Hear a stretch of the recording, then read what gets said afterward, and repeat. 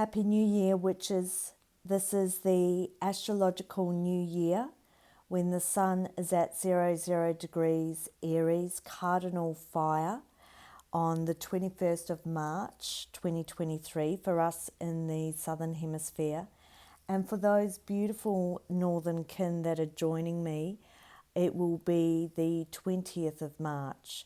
So this is the turning of the seasons, the turning of the cycle, and we are celebrating the true new year. If you follow the solstices and the equinoxes, and of course it does depend on your ancestry and your traditions. So deep respect and honour to all of those who walk different pathways around the seasons. The equinox is about the balance of light and dark. And of course, this is the astrological new tone. This is the new beginning of the solar cycle. Aries, the first sign of the zodiac, is around initiations and new beginnings and new eyes looking forward eagerly as you trailblaze and work with the alchemical fire to inspire you, to bring courage, to bring passion, to know that the cycle has ended of the previous year, of the previous solar season. We've closed down yesterday with 29 degrees anaretic degrees with the last day of Pisces season.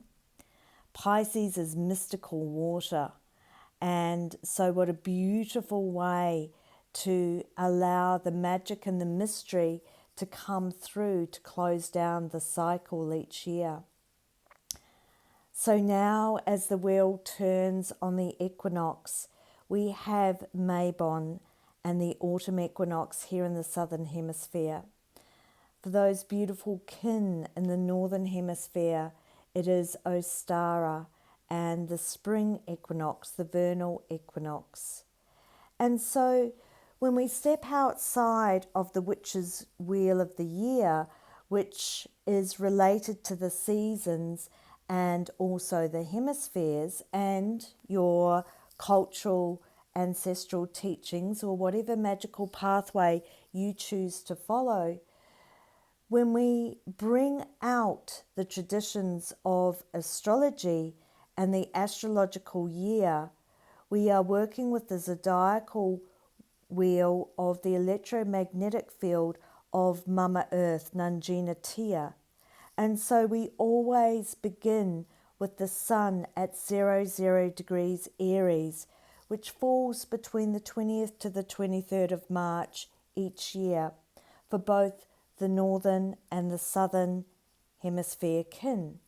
And this is a marker, this is a seasonal marker of the balance of light and dark. And this year it is on the 20th and the 21st of March, respectively, and the sun is co-joining Mercury. Mercury is the gatekeeper of the light codes between the sun and Mother Earth, and they're co-joining. The sun and Mercury are together, forming a beautiful dance, a conjunction of allowing the light codes to be infused through the solar alchemy, the alchemist that lives within you. Aries is about self and selfhood and lighting the fire, that spark for yourself around what is it that your desires are, that you wish to create, and allow yourself to use this magnificent potential today to write your wishes. Mercury governs the planet of communication and writing and community. So maybe it's also about what are you dreaming in? What do you wish to speak into? What are the words and the spells and the incantations that you are using to carve your own destiny as you go out into the world? Now, the sun is also opposite the asteroid Ceres at 00 degrees Libra. Ceres is the Greco-Roman goddess as well, also known as Demeter. And in the feminine mysteries, of course, at the equinox gateways, we have Persephone, the mythology of Persephone, the young maiden, and her mother Demeter.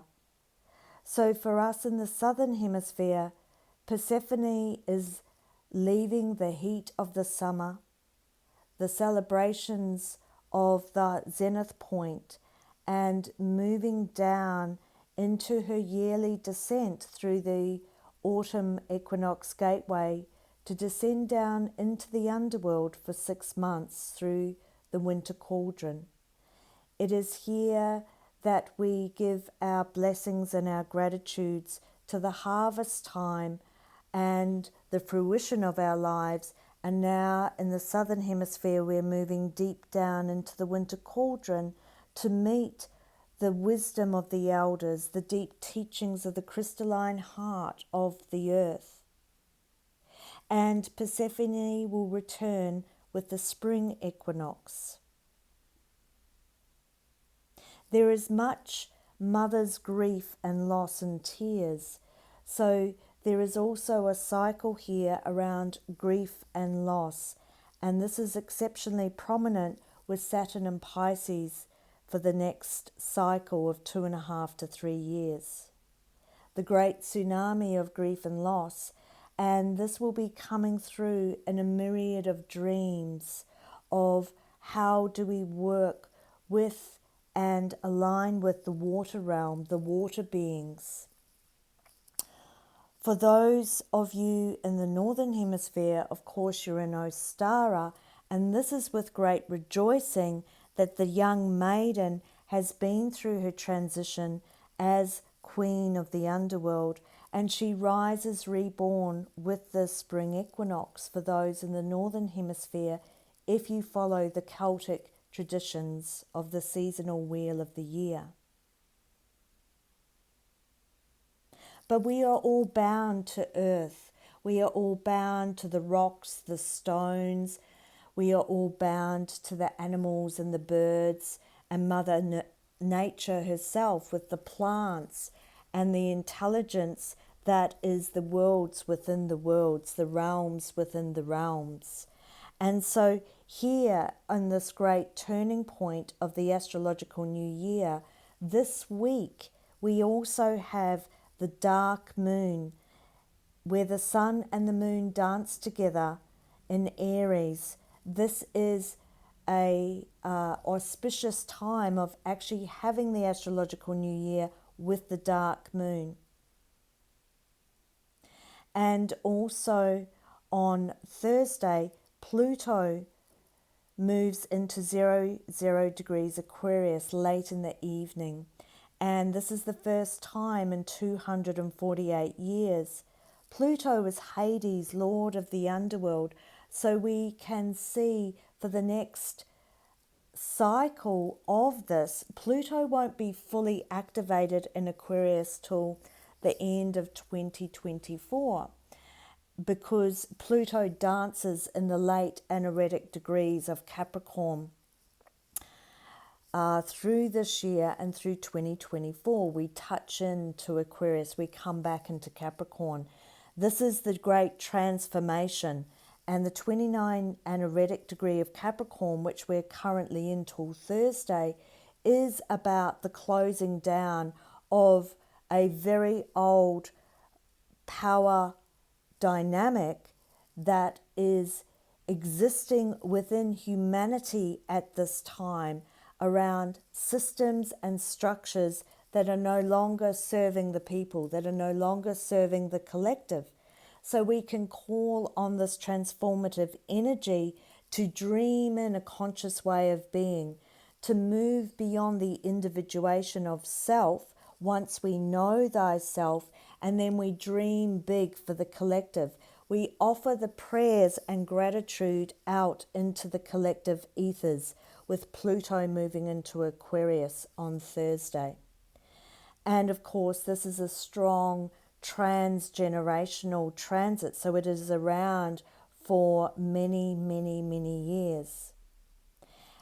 We also have Venus in her domicile of Taurus. This is the sensual energies of connecting into the earth and her beautiful plants and honoring your sensuality, your gifting of how it is that you rejoice and celebrate the Venusian energies within your own life.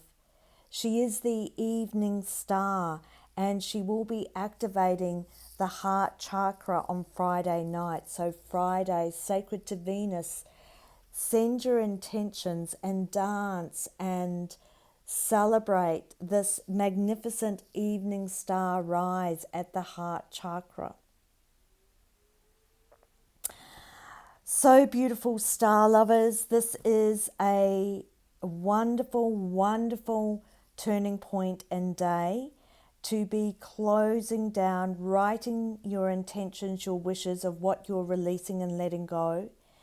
If you have access to a cauldron or a fire, burning your wishes using the Aries dynamic fire energy to burn away all of the old stagnation, or closing down with great reverence and respect cycles and celebrations that no longer serve you, that were ripe and blossoming in that time. And now, as we come to the closing, we've closed those energies, we're closing those portals, and we're going to be writing or calling or using our voice to sing songs to the elements, to call in and to acknowledge the stepping through of the portal, stepping through into the new astrological new year. So go well with strength and magic in your hearts, dear ones, and I will see you for the full moon in Libra.